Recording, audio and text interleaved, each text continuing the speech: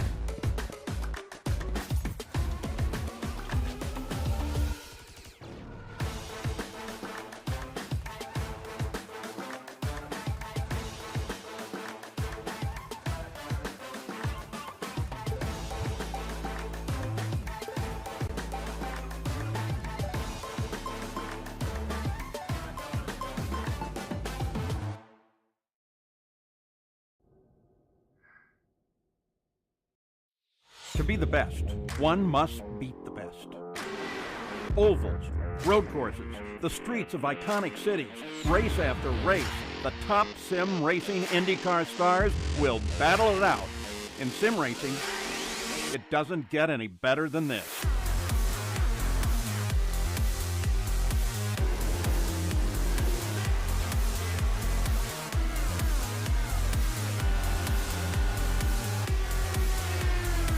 This is their battleground, for the checkered flag, for the glory, for the right to say they are the best.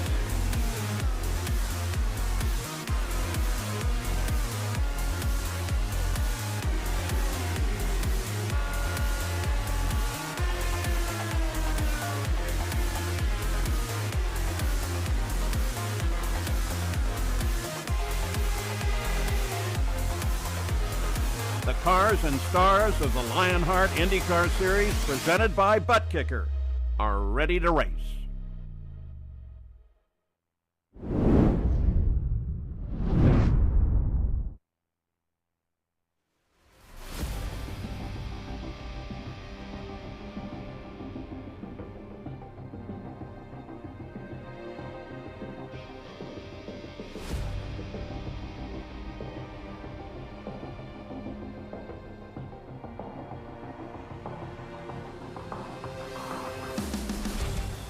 ...2022 has been the year of Philip Kraus in the Lionheart IndyCar Series. As he looks to dethrone Adam Blocker, Kraus returns to his home track and looks to end the run of 4 consecutive wins that Adam Blocker has enjoyed at America's National Park of Speed. Today we begin a run of 4 races back-to-back through the month of August. It's time to bring the thunder. Welcome to Road America. Welcome to the SimRace247 Grand Prix of Road America, presented by MOZA Racing.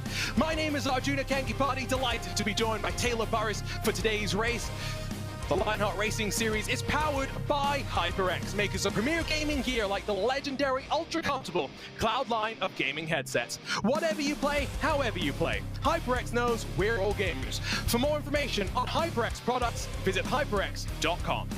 My name is Arjuna Kankipati, on hand today in the comms booth with the one and only Taylor Burris, Tyler Maxson behind the scenes, controlling all of the action. Let's dive straight into our butt kicker pre-race show, and let's dive down through our series schedule, because Taylor Burris, today is the start of 4 tricky rounds that will define maybe the championship, at the very least the month of August. American open wheel racing is all about diversity. It's all about overcoming the different challenges that ovals, street courses, and road courses can throw at you. Today, it's the high speed in Elkhart Lake.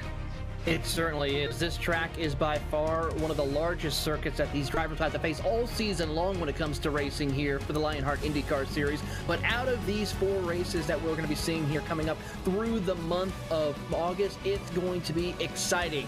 Road America, the high speeds of Michigan, Gateway, and of course, Twin Ring Motegi, the oval circuit. So 1 road circuit and 3 road racing circuits is going to be very interesting to see how these drivers are going to be able to overcome this, and as well, a lot of things can shake up the championships with these 4 unique different circuits and layouts. And by the time we get to the month of August, yes, we kind of know where Phil Krause is in the championship points. We'll know how the rest of the championship will play itself out. That's the look at your next level racing series schedule. Let's run you down through some of the standings that we've got. Many different championships to track, 3 major ones, starting with your butt kicker driver standings, and it is been a dominant year for the one and only Philip Krause, now almost 250 points clear of the next closest rival in Alexander Van der Sant. Caleb Bensi has been impressive in 2022 as well. Matt Taylor in front of your defending champion Adam Blocker. It has been a tough year for Powerslide overall. You notice the team names. You see Private Label Team Hype, you see Powerslide Adrenaline, Powerslide Ignition, and that's why, Taylor, when we look at the HyperX team standings, your team, the Private Label Team Hype, is the one on top, and by some margin, they have dominated this team's championship for now a year and a half and counting. And it's all thanks, of course, for this year with the big help by Philip Krause to be able to have such a dominant year to help them propel themselves in that team standings. A very strong work from this team. But of course, the Power Slide and of course, racing here at Road America, as well as Michigan coming up, it's going to see if that team can really hold together, especially with some of the most trickier circuits we get for the rest of the season. Plenty of fighting from third on back as well, but it is 2 running away at the front. No changes in that team championship to talk of. Here's a look at the butt kicker rookie standings, and well, if Phil Krause leads overall, he leads in the rookie standings as well. It has been the year of impressive rookies, the likes of Caleb Bensi, like I mentioned. Malechka Van der Sant, after a partial schedule in 2021, go full-time in 2022. They've been running quite well. Always interesting as well to see the likes of Alexis Newsom. Always quick at Indianapolis, always quick on an oval, still trying to find the tempo on a road course. But when you work with a team like Factory Backed Motorsport and Team i5G, there aren't many teams that are better at IndyCar racing on iRacing than those 2 names. No, they certainly are not. They are some of the top teams when it comes to this. And of course, like you pointed out, this is the year for the rookies. Your top 3 in both the rookie standings is currently your top 3 in the championship standings. So a very strong lineup of rookies for this year.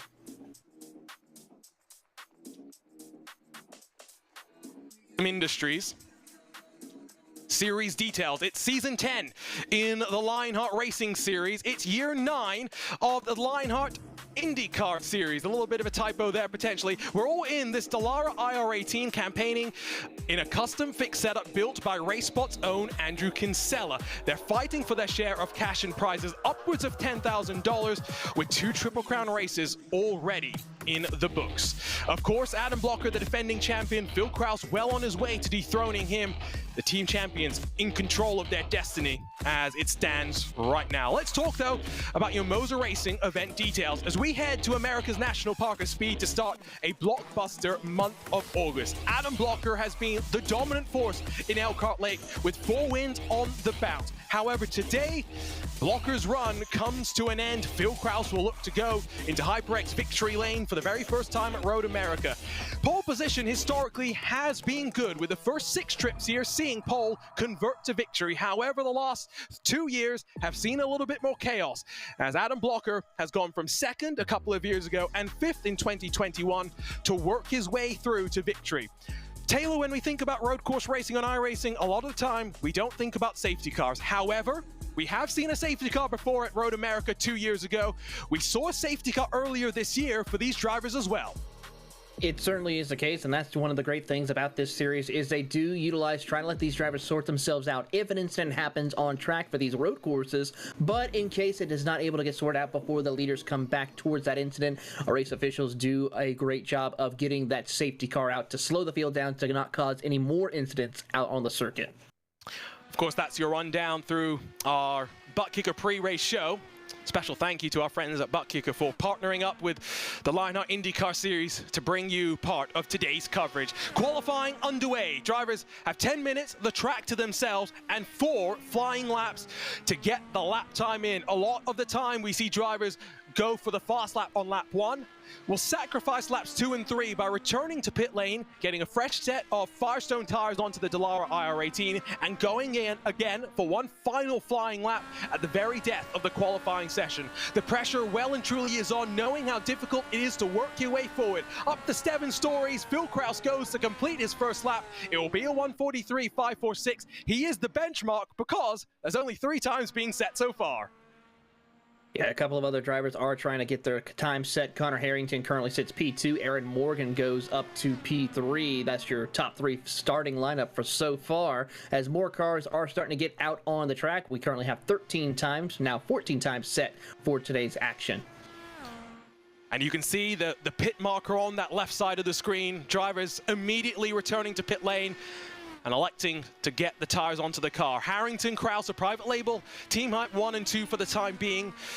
With many of your power slide drivers missing, this is a prime opportunity for private label Team Hype to continue building up in that HyperX Team Championship, put it well and truly out of reach for the power slide adrenaline team. On board with Brian Beard in that number 5 Synergy Motorsport Silver. The yellow and black Gomez Industries machine will come down into turn 5. The track falls away from you. Gravity works against you. This, though, is the primary passing opportunity. It certainly is a primary passing opportunity. It's also an area where we'll see a lot of contact, possibly a couple of cars maybe overshooting the corner if they're not careful, but that is a great opportunity to make sure you can gain time or lose time. We'll have to see how that happens, especially when we start the race off here on lap 1 here in a little bit. Interesting little fact to it. Of course, iRacing has just brought Fuji to the fold. Fuji, with its long pit straightaway, is 1.5 kilometers in length. Road America, only 200 meters shorter, 1.3 kilometers, and like I was saying, 7 stories, about 100 feet of elevation change from the final corner all the way up to turn number 1. So there is plenty of challenges, natural challenges that this track will present. Phil Kraus is winding it up through the final corner to start what will be his final flying lap. Let's jump on board with the private label Team Hype number 19. Let's ride around the 4 miles of Road America. What a beautiful track it is. A traditional track in so many ways, with grass on the outside. Through turn 1, brake at the 3 cones on the left and use the curb on the inside and the outside to maximize the distance down the hill into the braking zone of turn 3. Track falls away from you, but slightly cambered in if you touch the apex of the corner. Kraus uses the curb, rotates the car, and gets onto the power underneath the Sargento Bridge. This is where push to pass will be used. This is where drivers will funnel in the draft to try and look to the inside at turn 5. Hard on the anchors, though, just after the 200 meters. Kraus avoids locking up the left front, uses all the track and then some on offer as well. Under the Corvette Bridge through turn 7. Such a tricky corner. Less is more through that section of track. Flat out through the kink and hurrying through the hurry downs to the left-hand 90-degree corner that brings you to the carousel. So many of these 90-degree corners look the same. The camber is different. The profile is different. They are all very, very challenging. Some will use this carousel as an opportunity to double apex the corner, swing out wide, cut back in. Kraus rolls the momentum tight to the apex and through the kink in towards Canada corner he will go. It's looking like a good lap for Phil Kraus, projected 3/10 quicker than the pole lap time he's set so far. Hardest braking zone of the lap. Through Canada corner, down to 2nd gear. Kraus very carefully getting onto the power, powering up into Bill Mitchell Bend, and now getting to the left-hand side to set up for the final corner on the lap. A little bit of understeer as he works wide through the corner, onto the power nice and early with a 1:43.546 to beat. He climbs the hill, he rises to the line. Can Phil Kraus improve? It's a 1:43.320. Kraus goes a 1/4 of a second clear of Connor Harrington. Looking to see if there's anybody else who's out there on the circuit after we saw that blistering lap time by Philip Kraus right now. So far, no one else currently out of the top 3, as we have one car out on track. Lionel Calisto was able to improve his time. He picked up the P6, as we are currently on board with the 91 machine, currently driven by Robert Melchizek III, as he is currently sitting in the 4th spot, looking to improve on his lap time, and it's showing he's clicking the right way, so he might be able to gain a couple of tenths maybe on this lap as he comes out of the final corner and hits the power down for the Power Slide Ignition team to see if he can get a closer shot over at the pulse time. Here comes Malechka up to the line. In 5th provisionally, will he improve? Marginal goes to 2nd. Malechka quick in qualifying. It will all be about if he can keep the tires underneath him as we work through the race. We saw Malechka rapid in qualifying this past Monday night in the iRacing IndyCar Open Championship as those drivers headed to wine country, to Sonoma. But from 2nd on the grid, Malechka plummeted like a rock. He will start 2nd again provisionally, has a lot of work still left to do. Here comes the 8 of the MadWorks Motorsports. Matt Taylor crests the hill, comes to the line, sits in 6th for now. Is there an improvement for the 1:43.828? No improvement. He starts his final lap of the session. Will not get time to finish it though. Qualifying draws to a close. And that's one of the downsides of trying to make sure you go back out on the racetrack with enough time here. I mean, yes, there's a lot. You can get around this circuit in less than 2 minutes, but still, it takes a little bit of time to get up to temperature with those tires here and be able to set that flying lap. So, unfortunate for Matt Taylor to not be able to set this 2nd flying lap, as we have a couple of other cars trying to finish out that. That's Aaron Morgan in the number 24 machine. Currently sits P5 for the graphic LPM machine. And that number 24 through Canada corner comes a little bit wide, clips a little bit of that gravel. Hopefully doesn't collect a incident point on that matter as he works through the final couple of corners here and will really get a little bit loose right there. Misses the apex completely and decides to cancel this lap time. Bales, Morgan will struggle. Go Fast time comes to a close. It's time to go racing at America's National Park of Speed. Let's run you down through the starting grid for today's SimRace247 Grand Prix of Road America, presented by MOZA Racing.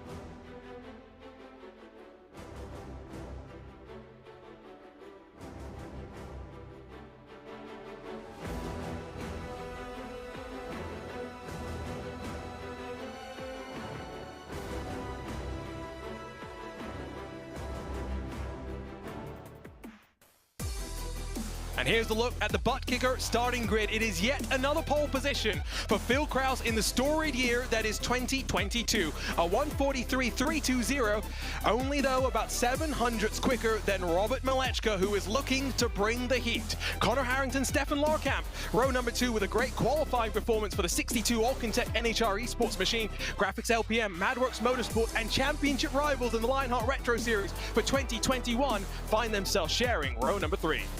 From 7th, it's Lionel Calisto in the 97 Synergy Motorsports Silver Car. Matthias Kraus rolls alongside. Jason Brophy inside of the top 10 on a road course. He will be thrilled with that performance. Caleb Bensi, 3rd in points, completes the top 10. Kai Bomber's back. Andrew Marquez, 11th and 12th positions, almost 9/10 off the pace, while Andrew Kinsella, RaceSpot's own Andrew Kinsella, rolls from 13th, hoping it's not unlucky, number 13. Brian Beard completes road 7 with Fraser Riggs behind them. Ryan Otis and Tyler Groff, a 2nd off the pace. Row number 9 for the 2 of them. AJ Musselman and James Brandt make up the top 20, with Alex Guyon and Bradley Sexton 21st and 22nd. Lanini Houston behind them as well. Jenkins and Branch for the AeroX Racing Team and Powerslide Ignition. Matt Wagner brings some new colors to the party with the PPG-esque livery for the number 3 machine. He'll be inside of Tony Showen for Powerslide Ignition. Thumbs up, cancer down, LPM represented by Mike Rasmas and Luis Gonzalez Nunez for Team SimRace247. Your first 2 cars with no lap times on the board. They're also the final 2 cars that will roll in today's field. No end-of-line penalties to bring your attention to today, fortunately. Adriano Pinheiro will have one to serve when he returns to the series, likely at the Michigan International Raceway. The cars will roll as they get set for 31 laps of racing. A full pace lap for drivers to work their way through. We'll see how much fuel saving they have to do around the 4 miles here at America's National Park of Speed. As always, featured onboard cameras to run you down through. Let's start with Brian Beard, who carries your Gomez Industries onboard look. Makers of high-end esports equipment and controls. Visit GomezSimIndustries.com. The team race first, number 66, and Matt Houston carries your butt kicker onboard look. Sim racing is better with butt kicker. Visit thebuttkicker.com. And in the team SimRace247 car, Luis Gonzalez Nunez carries the SimRace247 onboard camera. Visit SimRace247.com, where sim racing is for everyone. And last but not least, it's Chris Fowler's number 20, who is not in today's field, so just the 3 cars to talk about today. A slightly smaller field than we're used to in this Lionheart IndyCar series, with many drivers using this as one of their drop weeks in a busy August with 4 races this month. Split tire calls through the field. This is something that Taylor Burris and myself had discussed before we went live. The requirement that drivers use both the black primary compound of tire, a little bit more harder, a little bit more durable, but grips up less, will give up the degradation a lot slower than the red alternate tire, which will fire off very, very quickly, but will very much burn up at a rapid rate of knots. Drivers have been thinking that the call would be to start on the black primary tire, and as the conditions cool off, switch over to the alternate. There's about 9 cars, Taylor, that have gambled and are starting on the alternates. It certainly is a big gamble for some of these drivers. They may be able to benefit in the opening laps here, but as the race progresses, it's going to show that these cars are going to be struggling for grip and will have to come down pit road possibly even a little bit sooner than expected. So they got to make sure that they take care of their tires, but still find ways to work their way forward before they switch over to the black tires that we'll see later on in their first pit stop for the day. I see Alexander Van der Sant in our YouTube chat. He's on holiday with, I believe, his family in Portland. Pretty nice way to spend a week in August. Van der Sant should be back for Michigan in just 7 days' time. Taylor, from a driver's perspective, when you have 4 back-to-back races, when you've got a busy month of August, what does it do to your psyche? How do you approach the first run and the first race of the run, knowing there's still a long way to go before you can take a deep breath?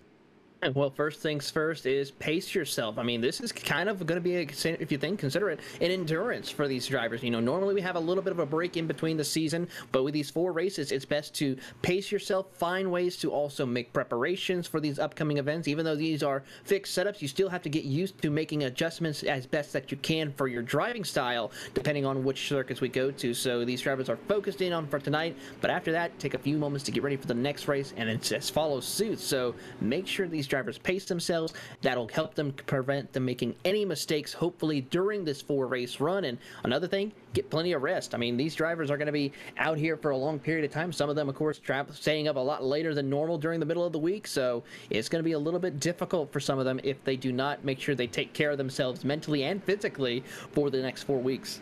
Of course, less time commitment somewhat required when it's a fixed setup competition, but dialing in your in-car tools. Front and rear anti-roll bars, we'll talk about them through the course of the day. And of course on ovals, weight jacker will play its part as well. For Phil Krause, it's career start number 23 in what is already a historic career in the Lionheart IndyCar Series. It's pole position number 9. Krause searches for win number 11 in his hometown. The drivers crest the rise. We're racing for the SimRace247 Grand Prix of Road America, presented by MOZA Racing. A good start from Krause. Malechka knows the impetus is on, gets on the push to pass, defends from Harrington, covers the inside. Malechka second, almost looks to the inside of Krause. He runs wide. Door presented now for Connor Harrington to go to the inside, down the hill into turn 3. It's a private label hype. 1 and 2 as it stands right now. Phil Krause running away at the front of the field. Phil Krause has already checked out to about a 0.6 of a second lead over his teammate Connor Harrington. He is in a hornet's nest of Malechka and Aaron Morgan as they make their way down the marine sweep into turn number 5, and it's close contact. There goes Harrington. He nearly loops it around, but is able to save it, but loses a couple of spots. He'll drop back to P4 as they go underneath the Corvette bridge. It was on power that Harrington put too much load into the tires, almost then got run into by Aaron Morgan in that number 24 machine. They all survived. Matt Wagner, Tony Schowen did get involved in chaos. They dropped down. Bensi looking to work forward with the red mark alternate tires. Knows he's got to get the bit between his teeth and around the outside of the carousel. Not traditionally a parting opportunity. With extra grip, with extra confidence, Bensi soars to 7th spot. Yeah, Caleb Benchi, one of the rookies here as they work their way through the kink before they make the short run over to Canada Corner, doing a great job in these early opening lap as he will be trying to move up through the field. He's currently about half a second back from Lionel Callisto, who holds that 6th spot. So he's going to try to see if he can set the power down as they work through Thunder Valley here. Already 1.5 seconds clear is Phil Kraus. Will this be just another drive through Wisconsin for Phil Kraus? We'll find out. There's still a long way to go with 31 laps scheduled for racing today. Plenty of drivers get on the push to pass as for the second time we crest the hill, we work into turn 1. Harrington with the bit between his teeth, looking to the outside of Aaron Morgan, not the preferred place to get the move done. We'll have to back into line for the time being. Morgan continues to go defensive. They're losing ground potentially to Malechka. Harrington goes to the inside, sweeping through. Morgan holds to 3rd. Great opportunity right there for Morgan as he is able to capitalize on the mistake of Harrington as they work their way through. Keep an eye, though, make sure he doesn't have significant nose damage to the nose of that number 24 machine as they make their way down into turn number 5. A big send right behind him from Matt Taylor and Lionel Callisto in 5th and 6th as they go side by side underneath the Corvette bridge. This area right here as they come up to turn 6 and 7, very easy to get the car a little bit too light. If you're not able to keep that car planted down under braking, you can have a little bit of trouble, go offline and loop it around through that section. We've seen it happen time and time again, both in the real and virtual world at this circuit. Bensi past Callisto. Callisto losing ground after fighting with Taylor maybe a little bit too hard for this stage of the race. Still so long to go. Fuel window estimated around 11 laps without fuel saving. However, drivers believe that using the fuel maps, using lift and coast, they can go 12 laps, do 2 stints on the black primary tire at the start of this race, let the temperature at the track cool off, go to the primaries to close the race out. Of course, for the likes of Bensi, it's a very different proposition as he flips it on his head, starts on the alternate tire. It's an uphill climb for him. He knows what he's gotten himself into. He knows the challenge that presents itself for him. When you think about Road America as well, it is a track where draft is going to play a factor because a lot of the time in IndyCar, Taylor, you still carry significant downforce even with the long straights that we've got at Road America. And so that's why being able to pop out like Aaron Morgan, take advantage of the draft and slot your way to 2nd is what this race is going to be about. It certainly is. It's all about timing the slipstream and sling passing your way, your competitors here, as we'll see, especially down this moraine sweep heading over into turn number 5 as they go underneath that bridge right there. And as they do that, you can really see the power that Connor Harrison has as he'll go side by side as you ride on board with Melchizedek as they head into turn 5. He gives way, allows the opening for Connor Harrington to move up to P3.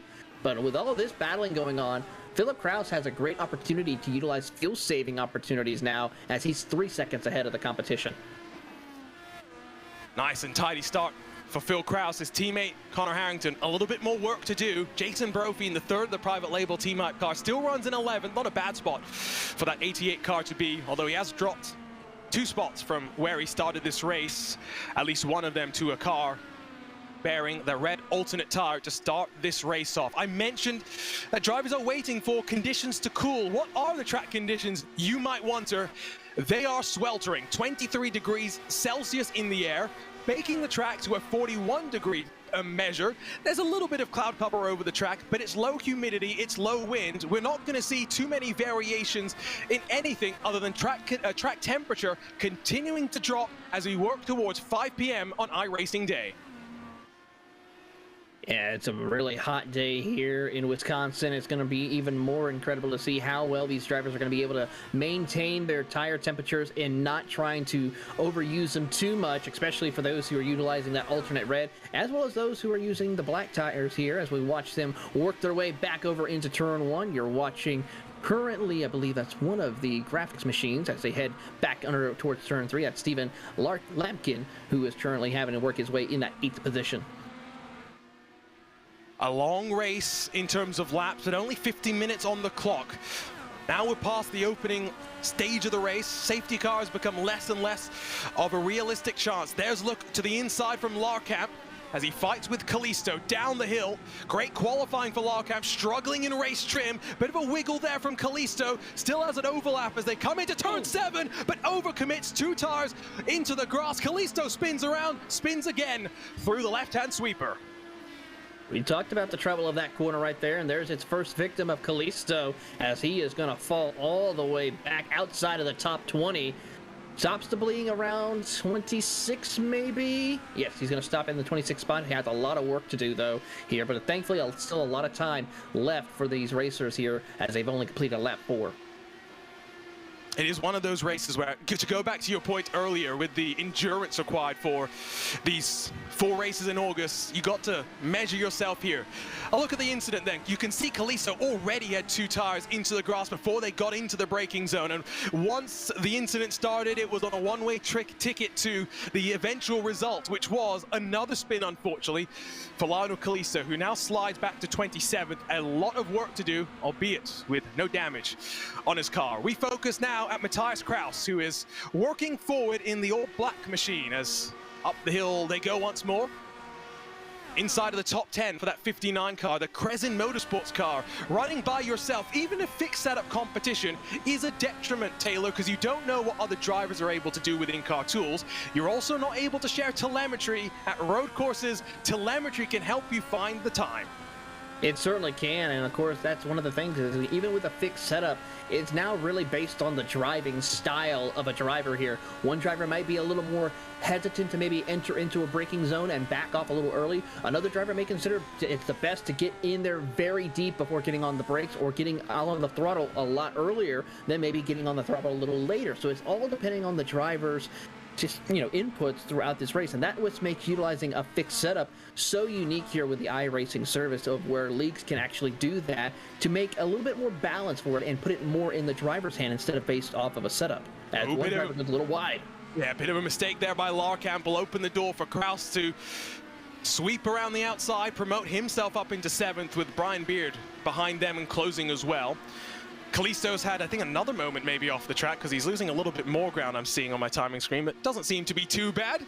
I guess when you're in 27th already, there's only so much worse that it can truly get. To your point on driving styles as well, a lot of the time, even within the same team, whether it's in the real world, a Chip Ganassi Racing or a private label team like Powerslide Motorsports, different team members will run different variations on the same setup to adjust the car to their own liking. And that's why I like that we have the in-car tools. Mike Razmash trying to use the confidence in his car to go around the outside at Canada Corner. Going to be unable to get it done. He will slot back into line behind Bradley Sexton, with Kalisto, Jenkins, and Nunez all behind them. 5-car train for what is 24th on back. But now that we have the ability to adjust the in-car tools for many a year, Taylor, even if you race fixed setup, you didn't have the ability to adjust anything in the car. It allows you to play with it a little bit, to find a little bit more comfort that you couldn't do before.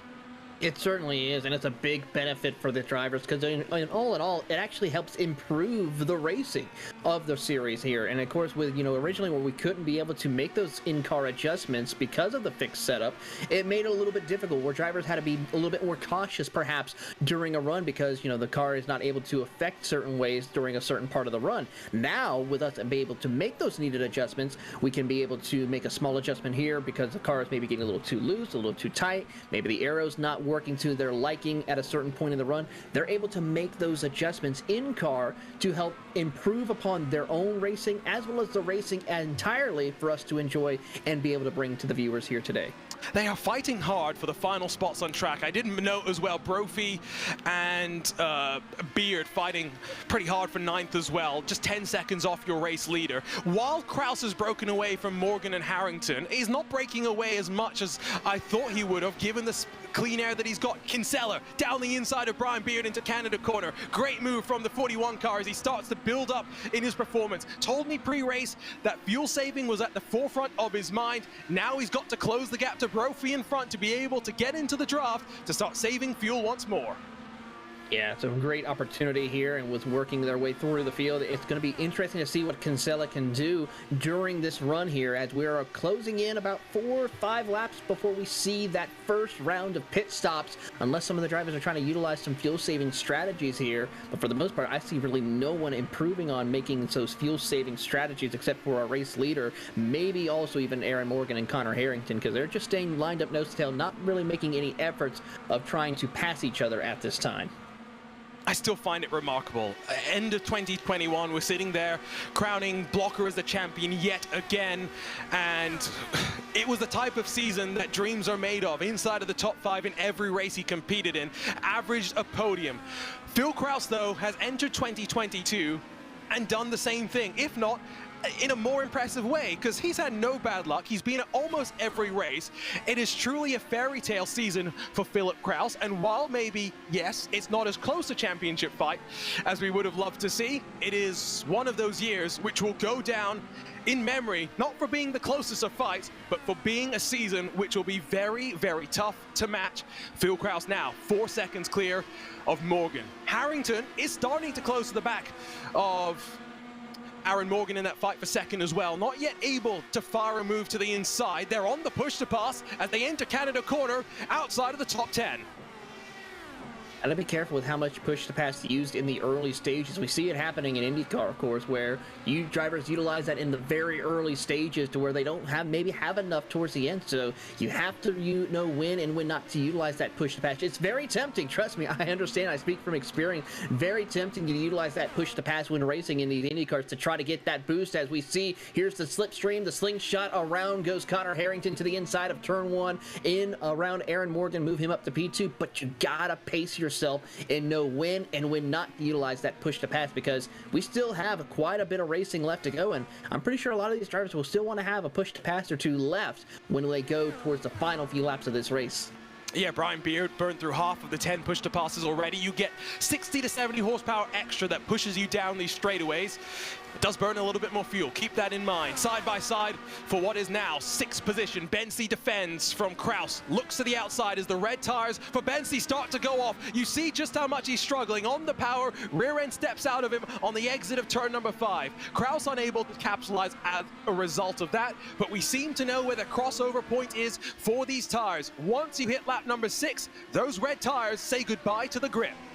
They certainly do. Now it's all, ooh, you see a little bit of tire smoke right there from Caleb as he comes through there, now coming through the carousel. Really struggling for grip. You see him just swerving around the front of the nose, trying to make those 2 apex as they come out of the carousel. Now it's going to be interesting to see how he makes it through the kink as you ride on board with Matthias Kraus. He gets a good slipstream. He'll get to the inside, now the outside as they work their way down towards Canada corner. Will Matthias send it in and try to make sure he can gain the spot? He will complete the pass as he gets a little bit of locked up right there. Has to check up. That calls Caleb to check up as well, bringing Stephen Larkham involved in this battle for the 6th spot. Behind them, a bit of a moment there as Ryan Otis tries to work forward, gets around the number 12 of Adam Frazier, who got pushed wide into almost the gravel at Canada corner. It was as a result of a rather optimistic move, some might argue, from Tyler Graf, who is up into 15th. On the red alternate tires. Plenty of tire games being played right now. The top 7 all on the black primary compound of tire. No change into turn 1 behind Kraus. The 6th on back starts to form a train. 3 seconds behind Malechka in 5th. Now 12 almost seconds behind your race leader. Philip Kraus continues to dominate the proceedings here. Got word in the YouTube chat, has finished every single race this season on the podium. Incredible. Brophy on the button. Around Bensi, maybe even looking to try and get past Larkham. Will commit to the inside. I think more in defense than offense, but gets locked up, gets crisscross. Bensi with the up and under. Almost contact between the 2 of them. Bensi back to 8th.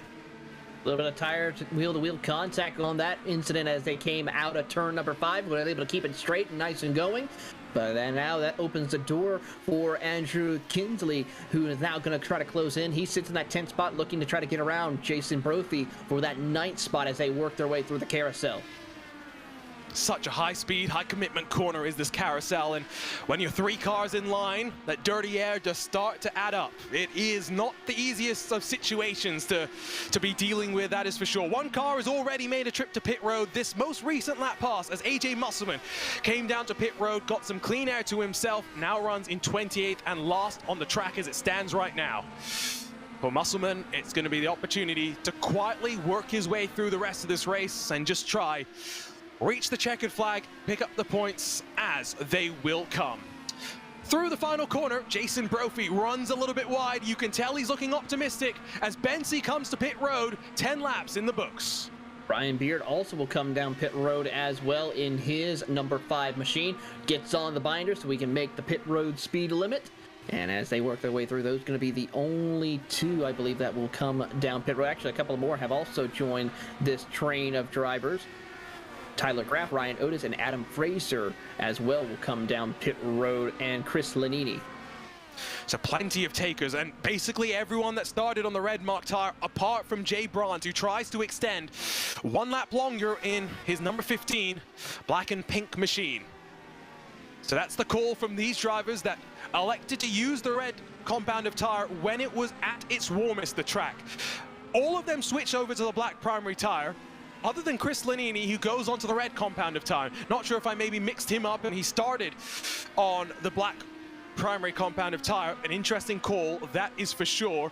21 cars will grace us on pit road starting next time by. Yeah, Lanini's still on pit road, so he must be having some other issues out from the incident he might have had earlier on, possibly. So we'll now have to wait and see when your race leaders will come down pit road. Currently, Philip Kraus is coming through Canada Corner, as well as the rest of the field. So we'll see who will be the first one to blink as far as those who utilize the black tire compound. And who comes down pit road here as they come on to lap 11. Kraus won't commit. You'd assume that when you're clear of the field and can run to your own number, you can A, run to a pace, B, run to a fuel number. It is pretty simple for Philip Kraus, as his teammate Jason Brophy is not having such an easy day of it. Yes, is into the top 10. Now fighting though with Andrew Kinsella as they go up the hill. 7 stories of elevation change from the final corner to turn number 1. It is a steep uphill incline. It is like you are pointed to the heavens. Kinsella won't get the move done. He's a little bit too far behind for the time being. There's still a long way to go, though, for some of these drivers in terms of burning through the push-to-pass. Jason Brophy has gone through half of those push-to-passes. Andrew Kinsella has been more patient. He's still got 9. And I always say this, Taylor, so for the first time you get to hear one of my sayings. It's not just push-to-pass, it's push-to-defend as well. Brophy cannot use it as Kinsella tries to go aggressive. He'll go to the inside. Brophy will watch as the power slide driver goes up to 8th. Beautiful pass right there by Andrew in order to make that work and move him up a little further inside the top 10 in that 8th spot as they go underneath the Corvette bridge and work their way over through turns 6 and 7. A beautiful pass by Andrew in order to move up. Now he sets his sights on Stephen Larkin, who is about another 2 seconds up the road. He's got a little work to do, but with the pit stop cycle about to begin for your race leaders, it should change a little bit. Lift and coast was the fuel strategy game in this IndyCar for many, many years, across 3 different generations of car as well, starting the IR04, going to the DW12, now to the IR18. However, in the last year or so, things have changed, and fuel maps can be used to manage the fuel burn of the car to hit the lap target that you are looking to do. Will drivers come in on lap 11, or will anyone be able to extend to lap 12, knowing we had a full pace lap that actually would have burned the fuel? Kraus is only able to go to lap number 11. Connor Harrington, who was in a lot of traffic for parts of the first stint, is only good enough to get it to lap number 11. But there goes Andrew Kinsella, who will indeed stretch the stint 1 lap longer as pit road gets busy. Robert Melchizedek as well will also stay out on the track, so at least 2 guaranteed are going to try to make it an extra lap around this circuit. And by safe to say, everyone else in the field will come down onto pit road. Yep, pretty much everyone else except for those who pitted earlier on in the race from the lap 10. And Caleb Benchi is going to be the first car who comes up next towards pit road. He will stay out, though, of course, since he pitted back on lap 10.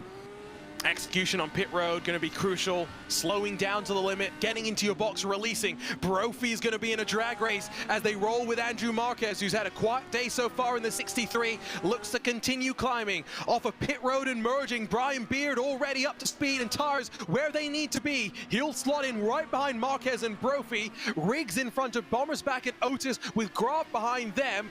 This is where cold tires, you've got to watch out. Even though it looks as though Brian Beard is on the red alternate compound of tire, I can confirm that is not the case. He is on the primary compound of tire. It is going to be a little bit confusing, but Brian Beard will go for a long stint in the mid part of this race. It'll be interesting to see how he can be able to hold up there. You see Brian Beard with those alternate red tires on, and see if he's going to be able to control his pace a little bit and make sure he can have enough grip to get him through this second run here on this pit stop cycle as the field works their way through out of turn number 7, heading over to turn 8. It's a great drive right now by Brian Beard, as who sits in that 12th position, just so close to the edge of the top 10. As we see Robert Melchizek also make his way down on pit road to report. We will see Malechka as well as Kinsella boxing this time around. Now, where will the two of them come out? Of course, Kinsella was around where Jason Brophy was. Malechka had found a little bit of no man's land, was around Matt Taylor, behind Aaron Morgan, comfortably in front of Matthias Kraus.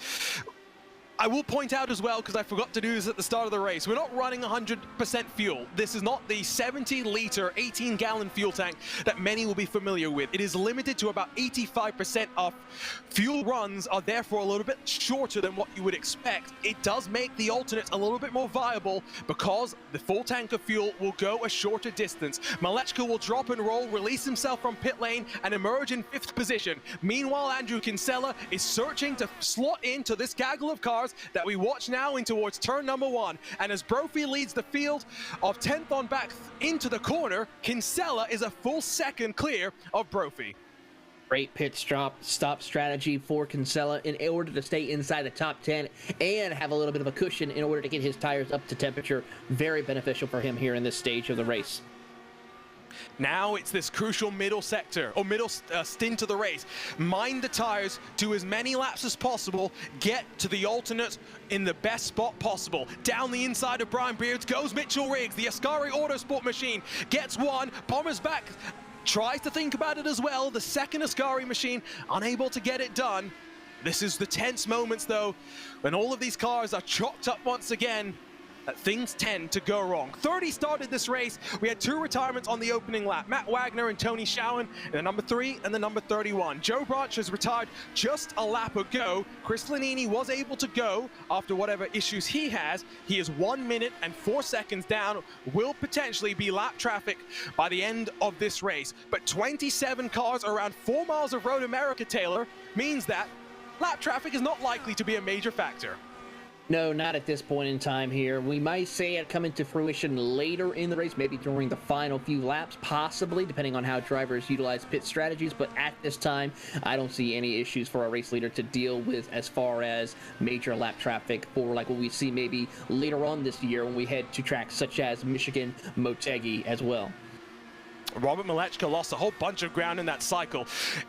While Kinsella was able to make the overcut work, Malechka not able to do so, and they were, I think, a part of that time was lost in pit lane itself, the execution from Malechka. I just wonder if he burned through the tires just that little bit quicker, and by the time he got to the end of the run, was just running out of grip, especially at the rear end of these cars when you're so reliant on the pendulum to get the car pointed, stamp onto the power. Difficult day then for him. Getting to the halfway marker, it's Phil Kraus that leads from Connor Harrington, Aaron Morgan, Matt Taylor, and Robert Malechka, the top 5. It's a 7-second advantage that Phil Kraus enjoys at the front of the field, and I always say that it's a good thing when you lead a race and we don't talk about you much. For Phil Kraus, that is very true today. Certainly is. He's checked down to about a 6-second lead, actually, and growing at this time over his teammate Connor Harrington, who has about a 2-second advantage over Aaron Morgan throughout the field. Everyone's kind of started to separate themselves inside the top 7, as there you see Philip Kraus in that pink private label Team Hype machine, as he is just taking his time, not really wanting to push the envelope anywhere. He did just set the fastest lap, though, last time by, so he is really showcasing his talent of why he is the championship favorite this season. championship favorite. I think championship assumed winner at this point. Luis Gonzalez Nunez has gone off the track in the Team SimRace247 machine, has been able to get back on without causing too much chaos, without losing too much time. We focus back in on this battle outside of the top 10. Brian Beard, nestled in that number 5 machine, has gained 1 spot to start this race off, is in front of Kite Bommersback in that number 37, Ascari Autosport machine with those red highlights on the wheels, the red highlights on the wing as well. Bommersback's teammate Riggs already able to sail on past the Synergy Motorsport machine. Now it's the turn for Bommersback to do so. He's on the button, not getting any drafting help from his teammate. I wonder if it would have been easier if they had played the team game. Bommersback is able to commit and go on through. It was fought a little bit harder than he would have wanted it to be done. He certainly is going to try what we can see and utilize here as you ride on board with him as they came out of turn 3, now down the front moraine sweep, and it's going to be a really interesting to see if he can make up any ground on his competitors up ahead, but not close enough to make any passes as they head down into turn number 5. Just listen to the car going from 6th gear to 1st gear. With this fixed setup, there's no different gear ratios as well, so something that the drivers in practice are always making sure to understand exactly how much they can follow in the draft, given the ratios that have been given to them. America's National Park of Speed is the home race for the leader, Philip Kraus. What a season it's been for the number 19 private label Team Hype car. Inside of the podium in every single race. It's looking like he'll sail to victory number 11 in his career. There's still a long way to go though in the SimRace247 Grand Prix of Road America presented by MOZA Racing. You're watching RaceSpot TV and the 2022 Lionheart IndyCar Series. The run to the checkered flag is coming up next.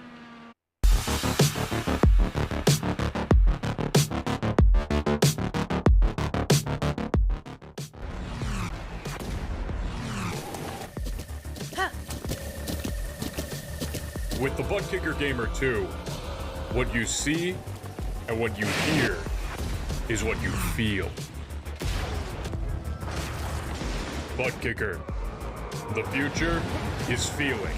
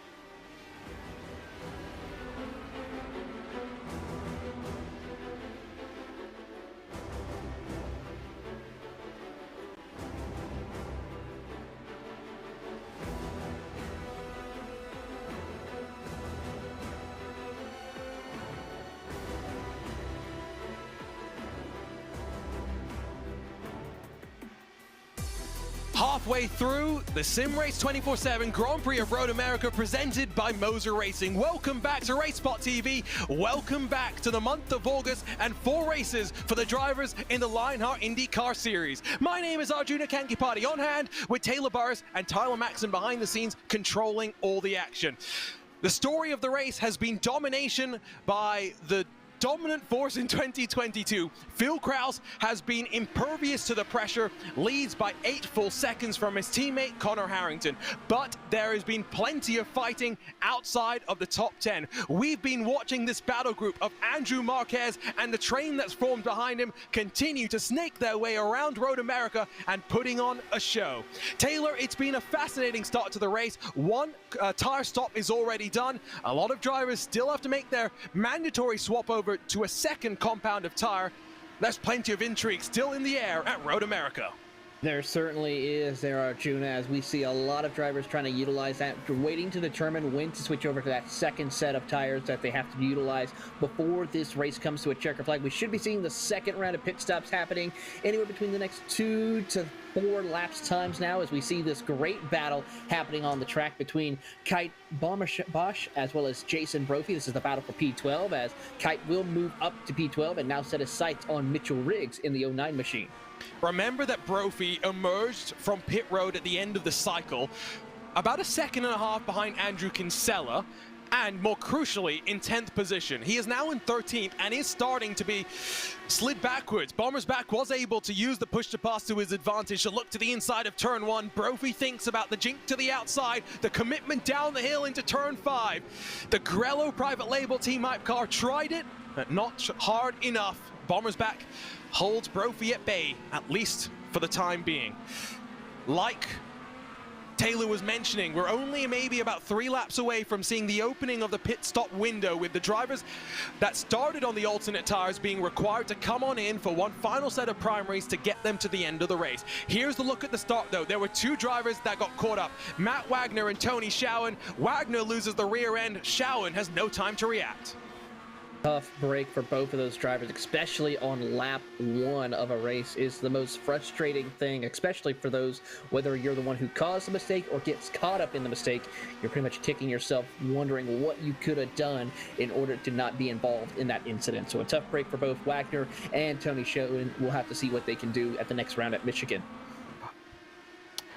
Stefan Larkamp lost out to Caleb Bensi in recent moments. Larkamp, the 62, gets on the push to pass to try and defend not just from Bensi, who's trying to run away, but maybe Kinsella, who's closed in that battle as well. At 41 car, is looking rather quick at this mid-stage of the race. The fuel saving, of course, works well for Kinsella to get the overcut in the first stint. And again, he's got draft, he's got the fuel saving assistance he needs. At the very least, even if he doesn't gain the time on the track, what Kinsella is hoping for, Taylor, is to minimize the time he spends on pit lane, to minimize the laps he does on the alternate tire. And he's certainly trying to do that right now, as we see him make his way over into turn 5, goes over the paint curbs a little bit too much, but thankfully was able to make it through there nice and cleanly as he tries to gain some ground over on Stephen Larkamp, who's just right in front of him. Then you also have Caleb Benshi, who's one of those first drivers to stay out with utilizing the alternate red tires in the opening stages. He's still staying inside the top 10 and has done phenomenal for the rookie this race. Third in the points coming into this one was Bensi, and what a run it's been for him so far. Yes, he has taken advantage of the struggles of the likes of Blocker, Harrington, and so many of our regular championship considerated drivers, but for Bensi, it's been remarkable. The victory in the Speedway Series last year built the confidence, stepped over from the DW12 only on ovals to road courses and ovals in this IR18. How can he close off the rest of 2022? That will be the question. Past Larkamp, next target will be Matthias Kraus in that 59 machine, who runs about 6/10 back from Robert Malechka. And I said this at the start in qualifying, Taylor, and I'm, to be honest, not totally surprised to see this for Rob. And I can say this because I'm his teammate, so if he wants to get angry with me, there's only so much anger that he can really force my way. But when you're quick in qualifying, you have to understand why. You need to figure out where you're burning through the tires, and when you get into the race, you have to understand what you do different to make it through a full run. You certainly have to. That's where drivers can, if they could have a chance to look at their telemetry, they really at this moment they can't. But that's where the practice and the testing comes in to maybe find out those certain points, looking over the tire data that you may have after a run and determine, okay, this is maybe where I might be using too much tire input as far as maybe braking a little too much or maybe getting on the throttle a little too quickly back on the track and causing that tire to burn off more quickly than what it should be. So drivers are just trying to find that little bit of an edge somewhere to determine where they can utilize that tire and save it at one point or another on this track. And it's so critical to do that in order to be able to just take care of your equipment out there on the circuit to try to extend the life as much as you can on these tires. AJ Musselman boxes should be good enough to get him to the end of the race. He is cutting it rather fine. We'll track the progress of the 54 factory-backed motorsports machine. Harrington gets on the button for just the second time this race. The leaders up front have been rather reluctant to use the extra horsepower that the push-to-pass will give them. I think partially just thinking about how it impacts their fuel mileage. There's that number on the left side. Remember, all drivers started with 10. The likes of Jason Brophy, Brian Beard down to just 2 and 3 respectively. It will make the final stint just that little bit harder. Of course, so many great partners of this Lionheart Racing series. I see some conversation about some of them in our YouTube chat. We've got a great event coming up here on RaceSpot TV this coming Friday, though, as Next Level Racing continues their community challenges, if you will. They've challenged the likes of Team Fordzilla, as here come the drivers that started on the alternate tires for the final time to pit road. But the Next Level Racing community has challenged Fordzilla, legions of racers, so many top sim racing teams. And this Friday they do it again as the Next Level Racing community goes up against the eNASCAR Coca-Cola iRacing team of the Charlotte Phoenix. 7 p.m. on the 12th of August, we head to Orange Park South with street stock cars. It's a fixed setup for everyone, and it is a no damage elimination race. At the end of every lap, 2 drivers will get eliminated. It's the type of format that you can really only do here in the world of sim racing. It certainly is, and it's probably one of the most interesting combinations I've ever thought of, utilizing the street stocks at a circuit like Orange Park, which is by far a interesting and very difficult circuit, no matter what type of car you take out on that circuit. Most drivers now utilize it for the rookie level racing that we see with the MX-5s or the Formula V cars currently on the roadside, but it is a fun and interesting track that will test the limits of the drivers this Friday night. And of course, we use Orange Park as the home for our Sim Racing Star in a Dumpster segment here, or Dump Truck, excuse me, on RaceSpot TV, our Talking Tents podcast, where we've taken some of Sim Racing's best talents and given them an undrivable setup at an undrivable layout of an undrivable car and said, 4 laps, put in a lap, see what you can do. It's been a whirl, it's been a blast. Now, though, with 10 to go, when do drivers elect to blink? Jason Brophy intimated to me his likely call would be coming into pit road for a 9-lap stint on the red tires to end this race off. For Andrew Kinsella, he's looking to, at the very least, go 1, if not 2 laps better than Brophy, run less laps, on the softer, faster, less durable alternate compound of tire. I love strategy races, Taylor, because you never know what the right one is until we get to the checkered flag. You certainly do not, and that's what makes it so incredible with watching these drivers race here around this circuit at Road America, trying to utilize what would be that best compound that best suits them during a race here, as we watch on here with Kinsella trying to stay ahead of Steven Larkamp as they make their way down over into turn number 5, gets back onto the power as they climb up the short hill underneath the Corvette Bridge through turn 6 and 7. Just great racing amongst these 2 competitors here. Of course, for Kinsley, who's having a strong run, of course, all night now, working his way up through the top 10. Wants to see if he can maybe break the top 5 before this race is said and over with. Still, decent way to go. Remember, these are long laps. We're talking 4+ mile laps. We're talking 40 miles still left of racing, and 40 miles is no short distance when you're on the edge as much as these drivers are. Look at the way that they're pushing the limits of the track. Kinsella in particular has taken a line into turn 5 that only I think, drivers that really look into telemetry would look, where you swing wide, you run the car past the curb on the right-hand side of the track, you open up the corner, you build the speed a little bit more. It's that type of line where you're like, okay, I understand why he builds the setups, because he's the guy that's willing to try everything out on track. He certainly is, and Kinsella is doing a great job of utilizing that moment as they come out there. We see a couple of drivers coming down pit road. Aaron Morgan, Matt Taylor, Connor Harrington, as well as Philip Kraus, your race leader. But Kinsella and, of course, Robert Malchezik is also going to stay out on the racetrack for their one extra lap, and then they will come down pit road next time by, hopefully. So Power Slide Ignition and Power Slide Adrenaline, one of each of their drivers able to extend yet again. Harrington, up into the box he goes, 4 fresh Firestone tires, the full tank of fuel as well. Will emerge about 9 seconds back from Phil Kraus. The gap for the lead continues to grow as it stands right now, as pit road gets increasingly busy. If you didn't pit earlier, you're pitting now, unless your name is Malechko or Kinsella. Look at the drivers, exit stage right and enter into the braking zone for pit lane. It is also a tricky entry into pit lane. I talked about execution in the previous cycle of pit stops, Taylor. In the real world, they often use a multi-part pit lane entry so that you slow to 1 speed in the first part, you slow to a 2nd speed in the 3rd part. What has happened to Aaron Morgan? The 24 car is off the road, and from a podium spot has Aaron Morgan just binned it by himself at the bottom of turn number 3. Turn 3, cold tires, definitely not your friend when it comes to that, and unfortunately, it cost him a valuable shot of a podium and valuable points in the championship for him. He was having such a good run, but unfortunately, as we take a look here, just looks like he misses a little bit of his braking zone, washes up a little too wide, clips the grass, and loops it around. That's a good job of not slamming into the wall. That could have been a lot worse. Noses it in, but I think he might just have gotten away with damage there. Did have to watch the rejoin. Grab another look at it and jump on board with the graphics LPM car. You can see just cold tires, it pushes wide, and by the time he's able to get the lock back on, the push to pass had already activated. It was headed for disaster. Aaron Morgan, what a promising run. It comes to an end. The last time I saw him on a road course performing this strongly was Silverstone, when he was taken out on lap 1 and then taken out again by the same driver about 15 laps later. There are some years, there are some drivers that just cannot buy any luck. Aaron Morgan's luck, it seems, has gone in the direction of Philip Kraus.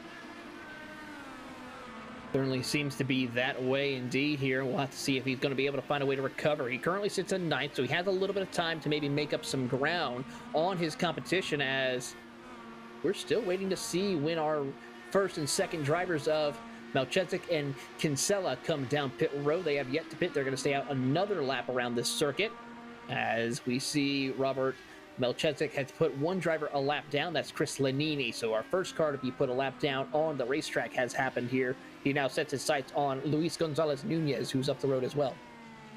Brophy gets past Brian Beard. 2 cars with very similar colors. I did see a post from the private label Team Hype drivers that there was potentially going to be a Tommy Milner appearance, not in the strategy box, but on track today. Unfortunately, it did not pay off, but Tommy Milner, you can speak to this. Taylor is part of the private label Team Hype program, but Ty Stover, as well as Tommy Milner, have put this team together, started at the very tail end of 2020, building up with the likes of Harrington, Joshua Chin, and then Phil Kraus, and they've had a lot of success in this championship. They have a lot of success as well in something else we cover here on RaceSpot TV, in the Precision Racing League, Kinsella and Malechka to pit road. Yeah, as we see those top 2 come down pit road, but yeah, you pointed out correctly, you know, with the PRL series that we see on Sunday nights, a strong, dominant championship run for them so far this season, and look forward to covering the rest of the season here with RaceSpot as we get ready to go for the next round of the PRL Cup Series. There's so much going on RaceSpot. We've got 3 of these Lionheart competitions. I think we've got 7 of the PRL, 8 of the PRL series as well. The PRL. Yeah, at this point, I've stopped trying. It's as simple as that. So, Kraus, Harrington, and Taylor cycle to the podium. Malechka will emerge in 4th. Where does Kinsella come out, though? Is it in front of Bensi? Is it behind Bensi? It would appear as though Kinsella will be alongside the 29 car, behind Larkamp. Kinsella now has the freshest tires, has tires he can push to the end of the race. The Canadian will be searching to work into the top 5. He's going to have a lot of work to do, but he has enough time to make it work. He's got about 6 laps to do it. He has enough push to pass as he gets on the push to pass to stay ahead of Stephen Larkamp and get up to the back bumper of Caleb Benchi as you ride on board in the Power Slide Adrenaline machine. down into the braking zone through turn 5. Has to be careful with the cold tires. He doesn't want to make the same mistake as we saw happen to Aaron Morgan as they come up to turn number 6 underneath the Corvette bridge, and then powers his way to the short chute of turn 7. I always like putting out the pun. They hurry through the hurry downs. It's tailor-made set up there. Side by side, Graf holds on to 16th at the expense of Adam Frazier, who tried to get the move done. Plenty of fighting again up and down the track. And to go to the Morgan story, Aaron Morgan's unfortunate incident on cold tires, the person that takes the most reward out of that situation is the man that Morgan robbed of a championship at the end of 2021. Matt Taylor is on course for a road course podium at Road America. Kinsella around the outside. Both Bensi and Kinsella use the push to pass. It doesn't happen. They stay in line for now, and I will just re-emphasize, even though it looks as though Kinsella's on the black primary tire, Bensi's on the red alternate tire, it is the other way around. It's Kinsella that has the bit between his teeth. Kinsella's really going to put the pressure on Benji. He will go to the outside as they climb up the 100-foot scale as they come across the start-finish line here. And that's going to be a drag race. Oh, slight almost contact between the two as they enter the braking zone of turn 1. More contact, and that will push Kinsella off the line a little bit, over that curbing a little bit too much. He has to make way and give way to Caleb Benji this time around. Let's be honest, that was a little bit clumsy from Bensi, just moving a little bit left under braking. Kinsella was already on the line. There's not much more left you could go. Kinsella's going to be patient here. Does have now another push to pass that he's burning. Bensi will force the Canadian to commit to the long way around. We've seen Kinsella make it work before. He'll try it. It's squeezed to the very limits of the track. They bump once more. Bensi and Kinsella, the tempers are flaring. Bensi holds on yet again. The question will be, if it continues like this, are they going to get to the checkered flag? Will there be a monumental wreck? Hurrying down through the hurry downs, it's going to be a good old-fashioned rivalry brewing here tonight, possibly the rookie versus the veteran. Who's going to come out on top as they work through the carousel? Benji now has a great run out of the carousel as they make the run over to the kink. And Kinsella's going to stay right tucked up underneath that wing as you're right on board with him through the kink as they make the run over to Canada Corner. Gets right on the bumper and works to the outside. He's going to try to take the long way around again this time. Will Benji give way? Nope. Crossover possible. Not going to happen, unfortunately, for Kinsella. He is really putting the pressure on Benji this time. The more they fight, the more ground they lose to those in front, the more those behind are being brought into the fight, and Kinsella knows that. Thought about the lunge into the final corner. Might compromise the Canadian as they climb the hill just yet again with the laps ticking by, the time winding down. Kinsella has a push-to-pass deficit to Bensi and maybe understands that. A little bit more patient into turn 1, using the draft to his benefit, trying to pinch the Team Race First machine. It's not going to pay out this time. It is getting closer and closer. All the way to the inside into turn 3. Kinsella fires the move. Benji's trails will fight him on the outside. More contact, pushing him almost off the circuit again as these two will go side by side down through the Moraine sweep. Well, Larkamp has a bag of popcorn ready. He is enjoying the show and could pick up a 2-for-1 special if these two get any more contact here as they head into turn 5. Morgan as well. This time, does Kinsella try the up and under? He will. Bit of a loose moment there for Bensi. Under the bridge at turn 7. Kinsella's to the inside. He gets the elbows out. Escorts Bensi off the road. Bensi will spin, stricken in the middle of the track, and try and get out of harm's way as quickly as possible. It goes all in tears for the Team Race First number 29. What a charge it was from Caleb Bensi. The charge comes to an end. It certainly does. He'll fall back to the 12th position, possibly. Nope, he will lose that to Jason Brophy. So he sits in 13th position at this point in time, but I'm pretty sure race officials will have a look at that. But to look at Steven Larkamp, he could have possibly picked up a 2-for-1, could not, thought better of it, and decided to stay in position to gain one of those spots as we take a look at the replay. Oh, perfect timing, because I was just asking our producer to do it. You see the wiggle from Bensi. Kinsella has a bit of overlap, but he misses the apex by almost a full car's width, I think it's fair to say. Might lead a look from up above at that. Then you saw Bensi with the quick 360. That was good car control to point it back where it needed to go, minimize the time lost.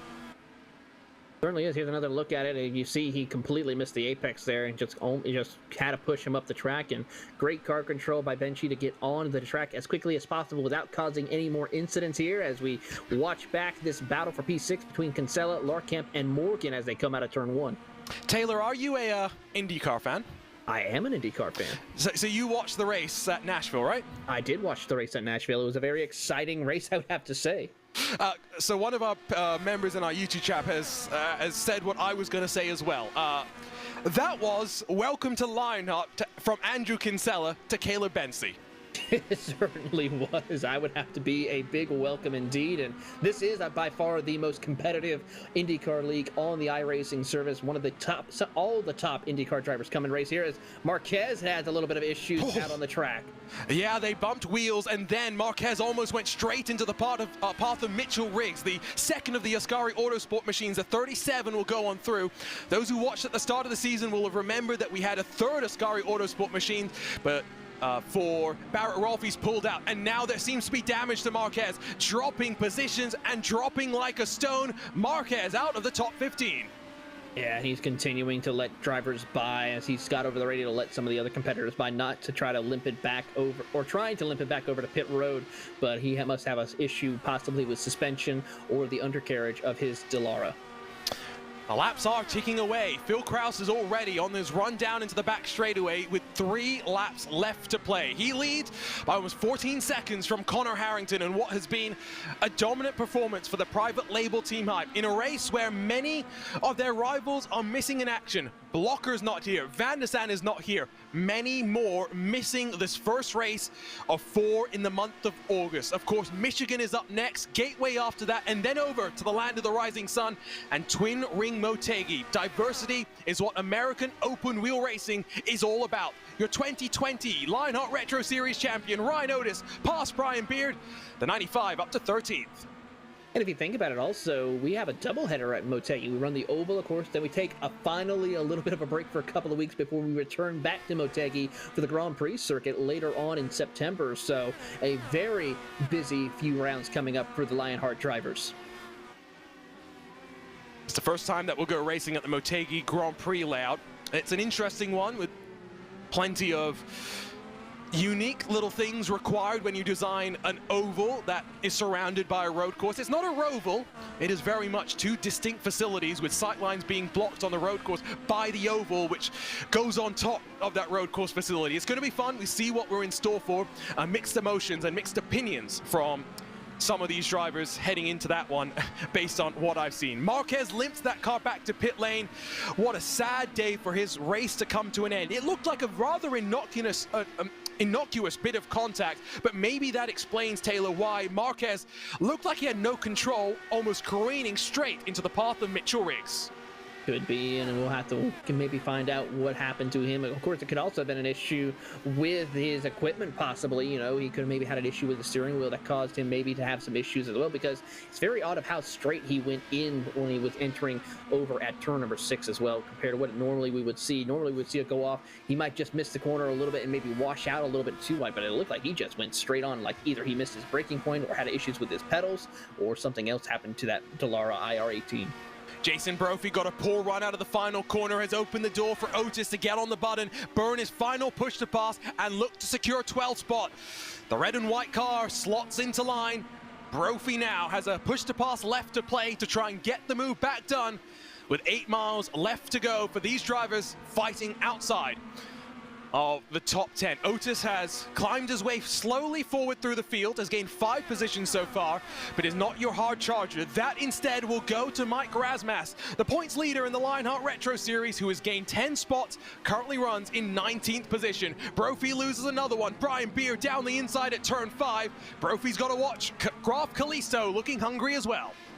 Kalisto, who we saw had some issues early on, he fell back outside of the top 20. He's now clawed his way back to where he's just about on the edge of a top 15 finish here. He's got about 2 laps left to do that here as we watch him work their way through the hurry downs into turn number 8. Through the carousel they'll now go.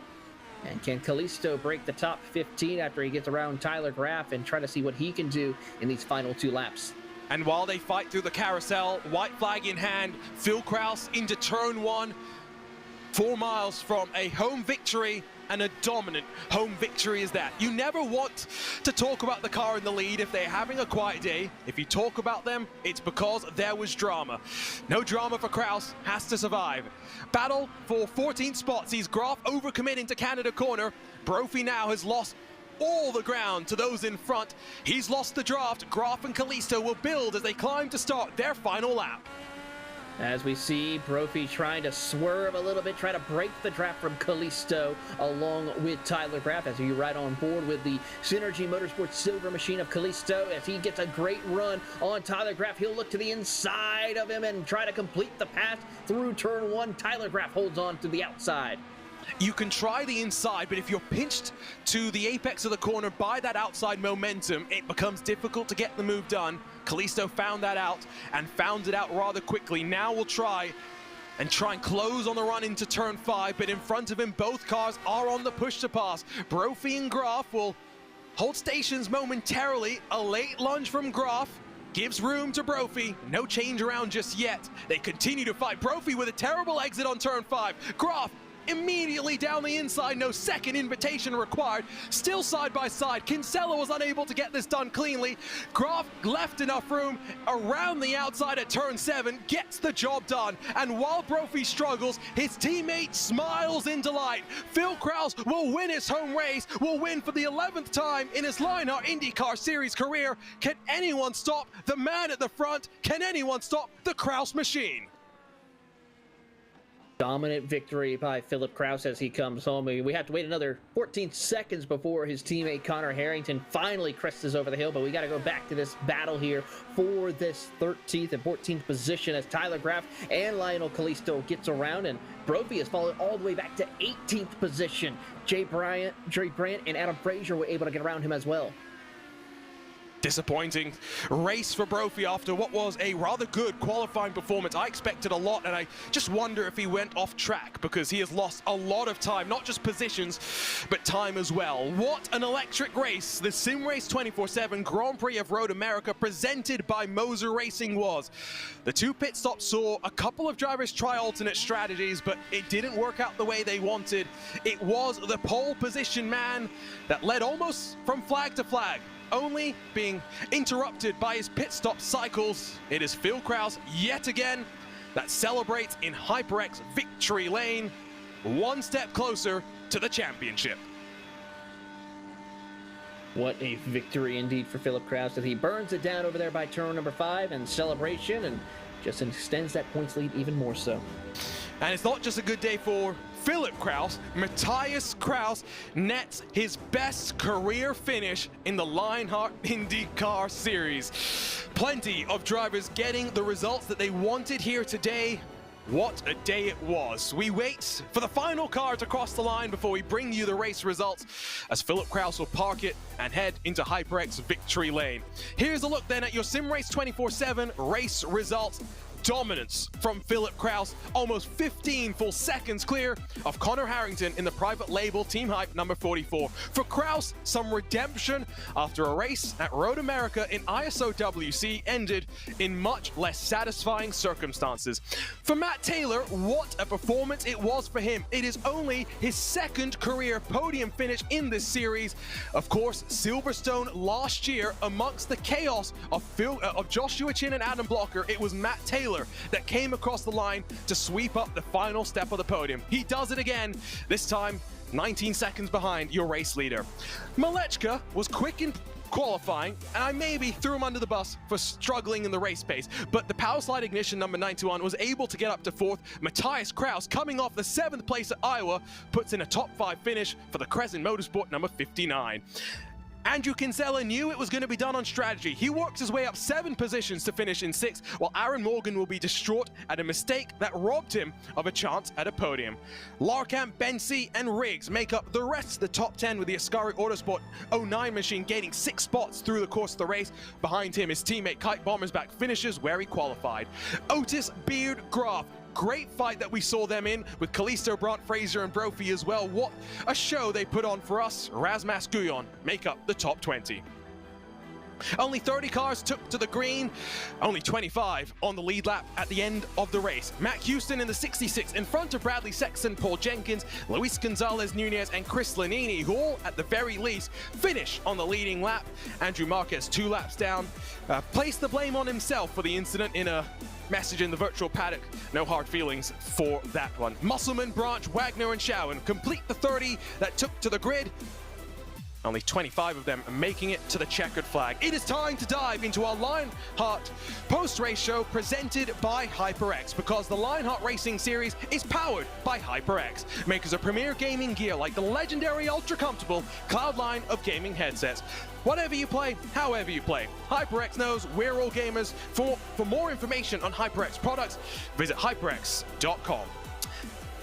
And while we wait for the private label duo of Phil Krause and Connor Harrington to come and join us in the RaceBot TV commentary booth, let us go to Matt Taylor, third step of the podium, and it's only his second career podium finish in this Lionheart IndyCar Series.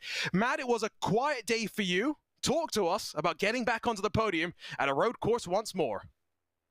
Yeah, I was curious what that battle with Aaron, how that was going to kind of shake out, because I think he was pushed a little harder, and I might have had some push to pass at the end, but he just made a mistake coming out of pit road, and from there, really watching to see where Malechka came out with his strategy, and if that gap was going to be enough, I wasn't really sure. So I'm thrilled to bring home a podium with just a nice clean run.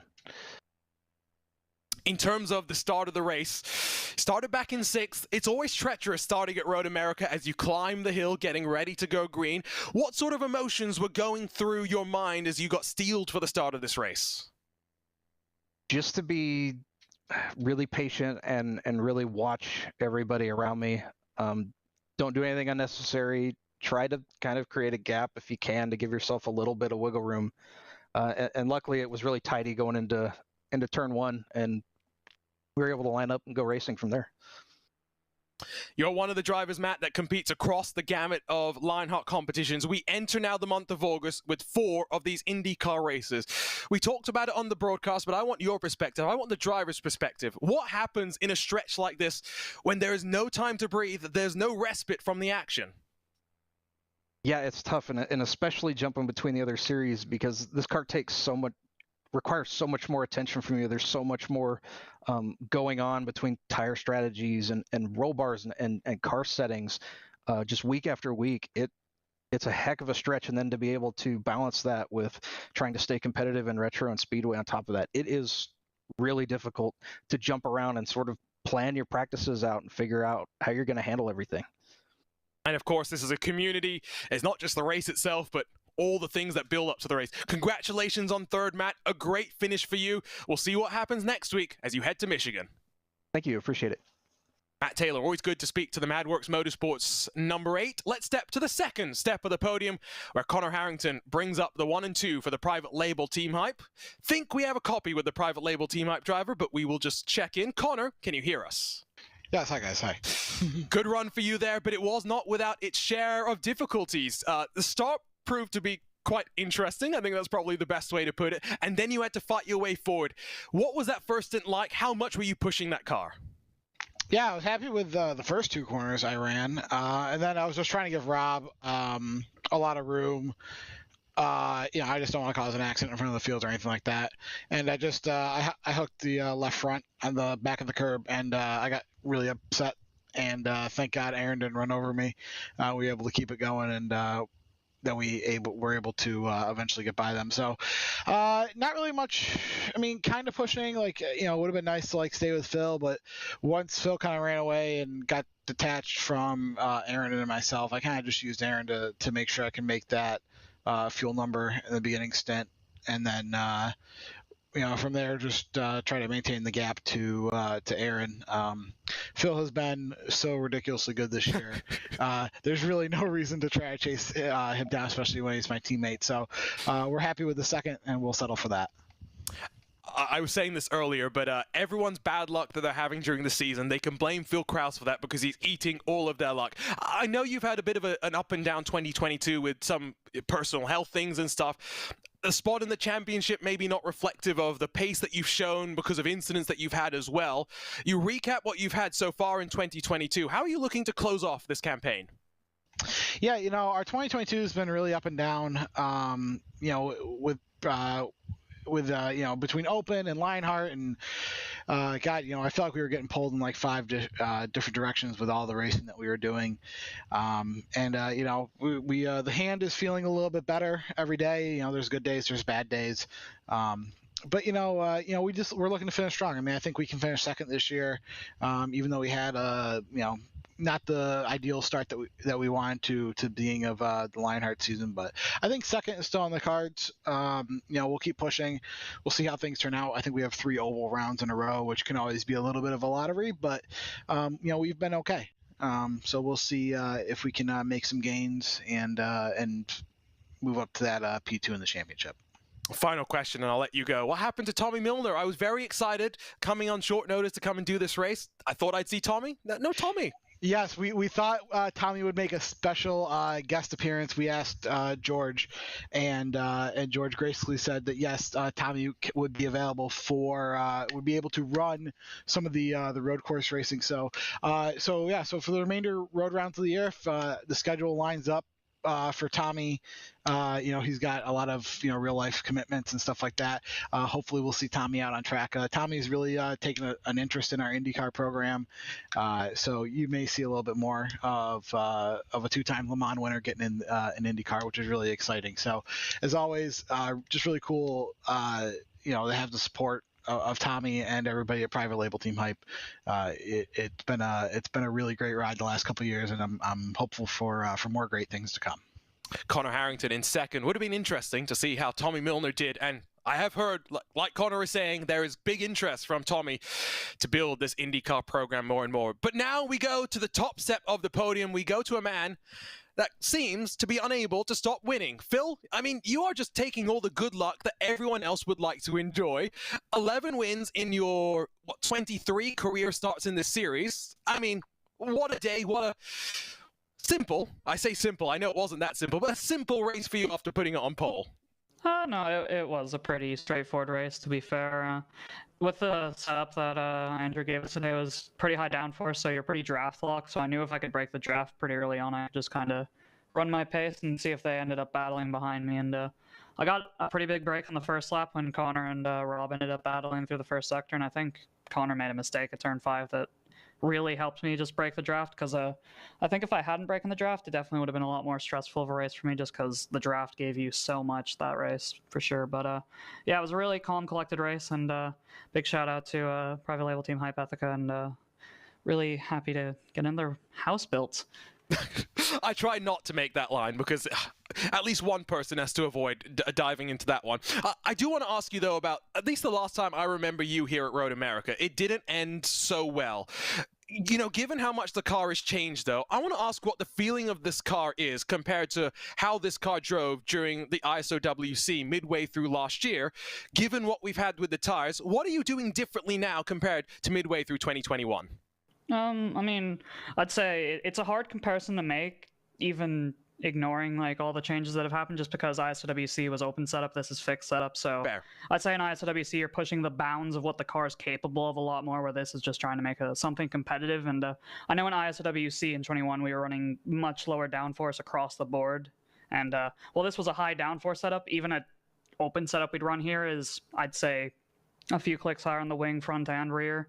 So yeah, there's definitely a different philosophy now with the car. The super low downforce doesn't really work as well, because I think in ISOWC in 21 we were running like a 28 rear wing, which is, you're not pulling that off on this car now. But right, yeah.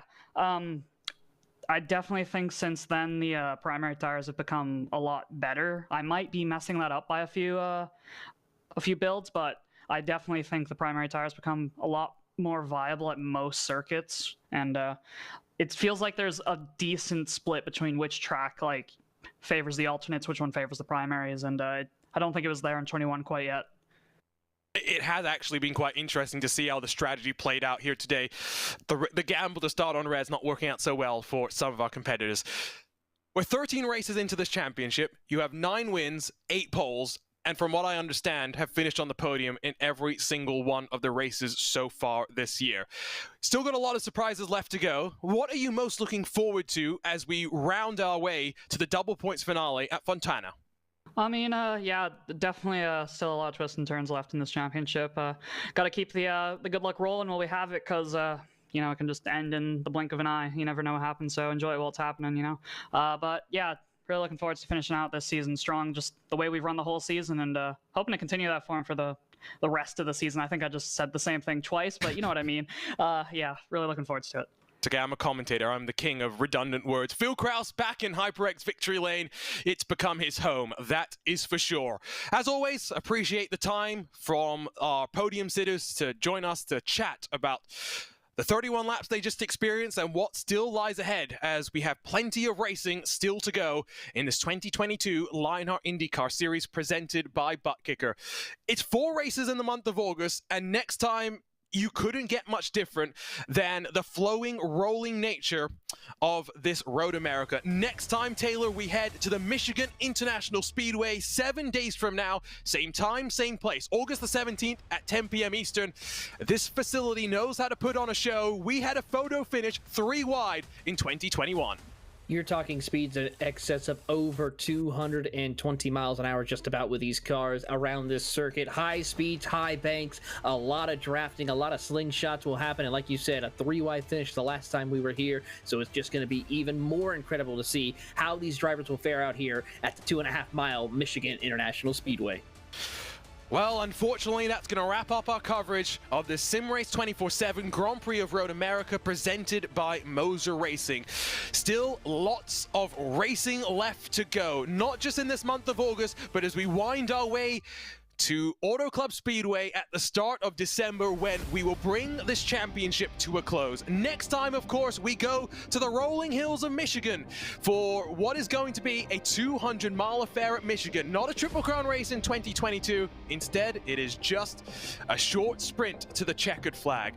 On behalf of the team at RaceBot TV, for Tyler Maxson, for Taylor Burris, and for myself, Arjuna Kankipati, it was a treat. Just remember to follow us for all your esports action across of social media. Lionheart has you covered for the latest news in the virtual paddock. ESTV, your home for all things esports. RaceBot TV, your place to go to watch sim racing. As always, before we say goodbye, we need to thank those that make it possible, starting with Buttkicker, the title sponsor of the Lionheart IndyCar Series. You're passionate about sim racing, but it always feels a little flat compared to the feeling of driving a real car. Now you can actually feel what it's like to drive a race car. Buttkicker haptic hardware and software are easy to install and let you feel every bump in the track, slip of your tire, and engine redline. The tactile feedback is so accurate and realistic, you'll be driving faster and having more fun than ever before.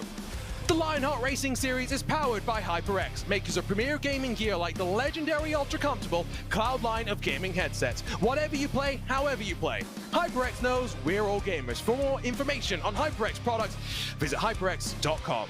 Next Level Racing is an industry-leading cockpit and motion simulator manufacturer devoted to creating the most immersive experience possible for the global sim racing community. Take your racing to the next level. Visit nextlevelracing.com. MOZA Racing is revolutionizing sim racing with the development of industry-leading hardware and software products, like their R9 direct drive wheelbase and GS steering wheel. Featuring zero-delay wireless technology and made from high-end materials, MOZA Racing delivers the precision you need to reach victory lane. And Gomez Sim Industries, the makers of high-end esports equipment and controls, precision built using nothing but the best materials available today. Passion and handmade craftsmanship drive each made-to-order build, creating a driving experience like no other. Visit GomezSimIndustries.com. And it's not just them, but so many more that make this happen. To learn about the partners of the Lionheart Racing Series, head over to LionheartRacingSeries.com, where you can learn more about the 3 competitions the sanctioning body puts on here live on RaceBot TV.